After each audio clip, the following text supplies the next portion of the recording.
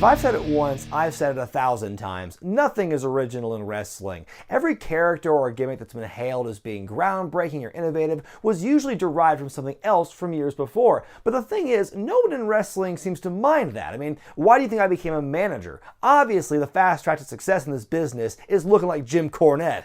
Duh. There's no shortage of rip-off gimmicks in wrestling, some much more overt than others. Some have been good, many not so good. And while some of those examples were killed off after a quick phone call from some high-powered attorneys, and while others eventually died on their own, there are other examples of near-carbon copies that not only survived, but thrived in wrestling. This week, we're looking at examples of some of the best rip-offs in the business. For this video, I'm focusing on wrestlers whose characters were nicked from other wrestlers. That means no pop culture references like the Honky Tonk Man, Arachnaman, or those guys dressed as Ninja Turtles. I suppose I should walk back what I said earlier about original characters. I mean, I'd be doing a disservice if I didn't mention the last time something new and exciting came to the business, about 77 years ago. Yes, I'm talking about Gorgeous George, the first real gimmick in professional wrestling and one of the industry's first true heels. With his platinum blonde hair, flowing robes, and his manservant spraying down the ring with perfume before every match, George drew the ire of fans across the country. They felt that his pageantry took away from the sport and that his very existence was counter to everything considered masculine. Needless to say, a character like George's was in high demand. When you stop and think about the family tree of gimmicks in wrestling, it's obvious that Gorgeous George is the trunk, the nucleus around which almost every other character in wrestling has been based on ever since. Just think of the sheer number of guys over the decades who've bleached their hair blonde and come to the ring wearing flowing, glamorous robes. One such example is a bona fide legend, a real kiss-stealing, wheeling-dealing son of a gun, a real nature boy. I've got a lot of imitators, many imitators, but there'll never be another to duplicate me. Of course I was referring to the Nature Boy Buddy Rogers. Getting started in the 1930s but adopting the Nature Boy gimmick sometime later, Rogers is best known for winning the NWA World's title in 1961 and was declared the first ever WWF champion in 1963. The success of Rogers gave way to an eventual successor, another limousine rider and jet flyer. Late nights, parties, kissing the girls, and making them cry. Oh my god, we've jumped way too far ahead now. We'll get back to him later. Now we reach the part of the show where we talk about Ric Flair. After his plane crash in 1974, Flair pretty much lifted Rogers' entire identity and placed it in a modern style. The robes, the blonde hair, and even Buddy's finisher, the figure 4 leg lock, were all nicked by Ric. Obviously, the list of accolades for this man is so vast and often repeated, it seems silly to go into all of them in detail here. But one thing about Nate that we haven't discussed before was the inevitable clash between the new and the old. Nature Boy versus Nature Boy. In the late 1970s, Buddy Rogers had come back to wrestling after a decade-long hiatus. Bouncing back and forth between wrestling and managing depending on what the plot required, Rogers' biggest moment of his comeback was his rivalry with the younger Flair, ending with a passing of the torch in 1978, making Ric the one true Nature Boy. Based on his resume alone, it's safe to say that Flair's perhaps the most successful ripoff in wrestling history. While Flair was the face of the NWA and WCW for many years, the biggest name in the World Wrestling Federation was Hulk Hogan. Much like Flair, Hogan's accomplishments in the industry speak for themselves, as he helped launch pro wrestling to a level of popularity never seen before on a national and global level, the mid-1990s notwithstanding. While the name Hulk did originally come from Marvel Comics and a deal had to be made to allow him to use the name, Hogan clearly drew inspiration from a different beefed-up, unnaturally colored man he grew up admiring. Quite possibly the second most influential American wrestler behind Gorgeous George, superstar Billy Graham was a loud, muscle-bound, blonde-haired titan, credited with introducing the world of wrestling to the benefits of bodybuilding, as well as liberal use of the word brother. Brother? But most of all, I want to know one thing, brother. But brother, it's all over. I am here in living color. There wasn't anything that Hogan didn't lift from the superstar. The tie-dye, the pythons, the male pattern baldness. You could even argue his signature mustache came from the guy too. And the Hulkster was clearly not the only one who looked to Graham for ideas for his own character. Another loudly dressed, muscular grappler by the name of Jesse the Body Ventura was clearly inspired by the superstar as well. That connection made for some interesting commentary at the very first SummerSlam. Hey, if you're gonna pose, take off your jacket and your shirt. goddamn pose, brother. So obvious was Graham's influence on the business that in 2006, WWE released a DVD about him titled 20 Years Too Soon. Sadly, the DVDs did not come with a free Space Tiger poster. And look at my new tag team partner, a saber-toothed tiger. And speaking of Hogan, how about his longtime frenemy, Randy Savage? The Macho Man actually lifted his famous Pomp and Circumstance theme song from Gorgeous George and would briefly have a valet of the same name in WCW, which has some weird implications I don't even want to think about. But in many other respects, Savage did enough to stand out and truly make himself one of a kind. Until there were two of a kind. Back in TNA in 2006, Kevin Nash hosted the Paparazzi Championship Series, a series of wacky physical challenges which wasn't too far off from what would become the original NXT 4 years later. In the fallout from this competition, Jay Lethal suddenly began calling upon the spirit of the Macho Man, adopting his voice, mannerisms, entrance music, ring gear, and moveset. Thus, Black Machismo was born. When I start on the attack, see that? See what just happened there? I kind of had it under control just for a little bit, yeah. Though some would consider the gimmick a parody on the level of Oklahoma or Gilbert, I consider it to be more of an homage. While it started as a one-off joke, the gimmick morphed into a career renaissance for Lethal, even receiving the blessing from the Macho Man himself before his passing. And fans got to see it once again just this year at All In, with Lethal being accompanied by Leaping Lanny Poffo. How's that for some madness? Speaking of the brother of the Macho Man, Leaping Lanny wasn't immune to being ripped off as well. Having repackaged himself in 1989 as the Genius, he wore a cap and gown to the ring and berated the vastly inferior fans for their lack of intellect while reciting poetry written on frisbees. It's also worth noting that while Lanny had the cap and gown, his brother was the one who came out to graduation music. Oh, wrestling. In 2012, fans got a genius for the modern age in Damien Sandow, who returned to WWE's main roster that April. Sandow wore a large bathrobe to the ring and used the Hallelujah Chorus as his entrance theme, being sure to cut down the crowd in attendance during every promo opportunity he got. Compared to his time as Idol Stevens years earlier, Sandow had some of his greatest career moments with this character. He won the 2013 Money in the Bank briefcase for SmackDown, though he'd be unsuccessful in cashing it in. Then he achieved his greatest level of popularity to date as The Miz's stunt double in an angle that had all the potential in the world, only for it to end in anticlimactic fashion. Then he became the Macho Man to Curtis Axel's Hulk Hogan, but let's not talk about that.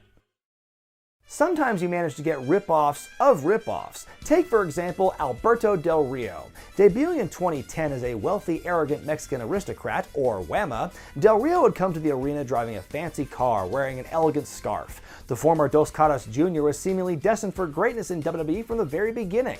Before the end of his first year on television, he became WWE Champion after winning the Money in the Bank briefcase months earlier. He has since gone on to possess championship gold everywhere he's been, and for some reason, a seemingly infinite amount of second chances. But come on, a rich guy riding an expensive set of wheels? Where have I seen that before? Before Del Rio, there was John Bradshaw Layfield, who, now that I think about it, spent a lot of his career ripping off Stan Hansen. In 2004, the former APA member had enough of always pounding ass, don't get mad, that's what their frickin' shirt said, and became an extension of his real-life persona as a well-to-do Wall Street magnate with Texas roots. He too would ride into the arena in a nice car, wearing a not-so-elegant scarf around his neck. As soon as he made the change in character, the sky was the limit for Gibbles as he won the WWE title from Eddie Guerrero in a bloody contest at the Great American Bash. Though he'd never hold a world title again after losing to John Cena at WrestleMania 21, it was this run that solidified his legacy in wrestling. But come on, a guy in a suit who uses his money to look down upon others? Where have I seen that before?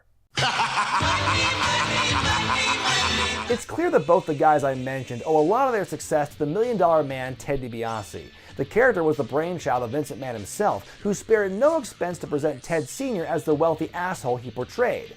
DiBiase's on the short list of wrestlers who should have become world champion, but he still made his mark by being one of the most despicable heels of the 1980s, using money to humiliate people and bribing his way to the top. Plus, it can be argued that being the creator of the $1 Million Championship did a lot more for his career than a run as WWF champion would have done.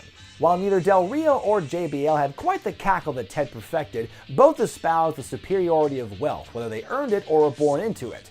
Each also had their own version of a manservant, as Orlando Jordan palled around with JBL, and Ricardo Rodriguez was the personal ring announcer and patsy for Alberto Del Rio. In the world of wrestling, money talks, and can also create stars. Though most wrestling ripoffs are done without the consent of the first guy to make it famous, there are still those who use the honor system. There is, of course, the aforementioned Jay Lethal getting Randy Savage's blessing. Then there's Rico, a wrestler I've talked about in the past, who actually learned under exotic Adrian Street to perfect that flamboyant, effeminate character he played in the early 2000s. If the early days of Bray Wyatt seem familiar, it's because the character was essentially handed down to him from a man who never got the chance to see his vision come to fruition. Dan Spivey, once a member of the Skyscrapers with Sid Vicious and Jim Crockett Promotions, made his last stand in the WWF in 1995 as Waylon Mercy, a character based on Robert De Niro's role of Max Cady from the movie Cape Fear. Lives are gonna be in Waylon Mercy's hands.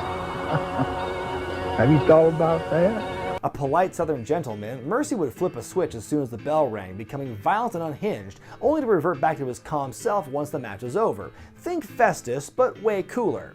Anyway, Spivey was forced to retire less than a year after debuting the character due to injuries, leaving many fans at the time to question what if. But on an episode of Steve Austin's podcast, the former Husky Harris revealed it was Spivey himself who gave him pointers about the Waylon Mercy character, including his fashion choices apparently, as Bray would go on to become the eater of worlds we all know today.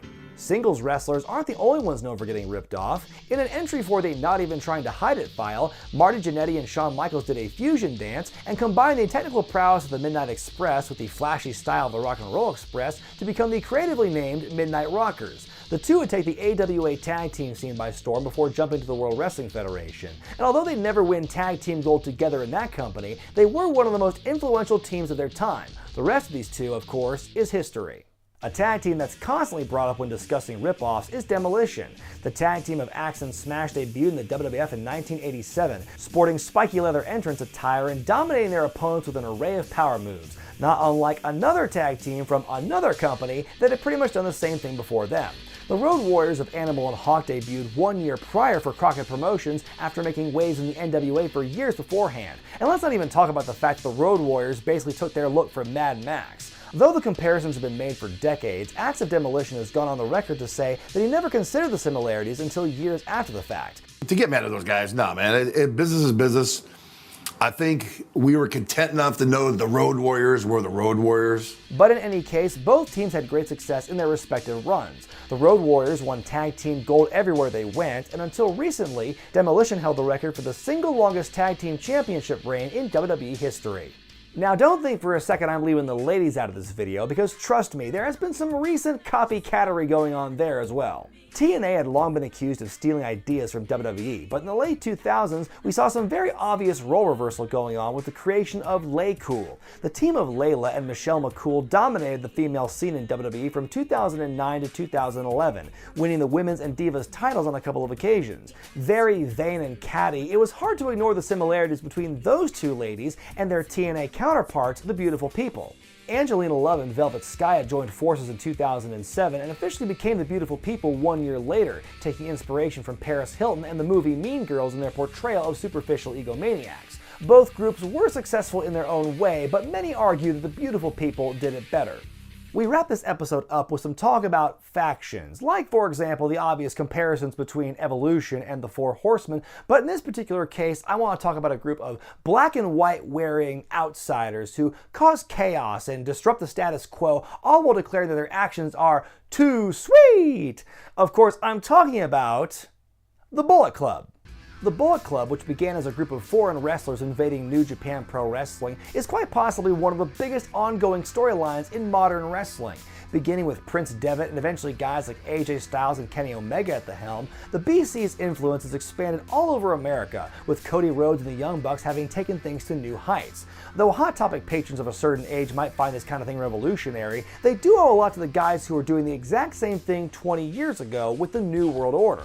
It's no secret that the BizCliz has lifted much of their aesthetic and branding from the NWO, to the point that WWE put a trademark on the phrase "too sweet," but the similarities even extend to factions within the faction. This current dissension in the ranks between the Elite and the Firing Squad is strangely reminiscent of the war between NWO Hollywood and NWO Wolfpack. And when you consider the entire NWO storyline appears to have been pulled from a similar invasion by the UWFI in New Japan, bringing the whole thing full circle, you realize that nothing in wrestling is truly created, just reshaped.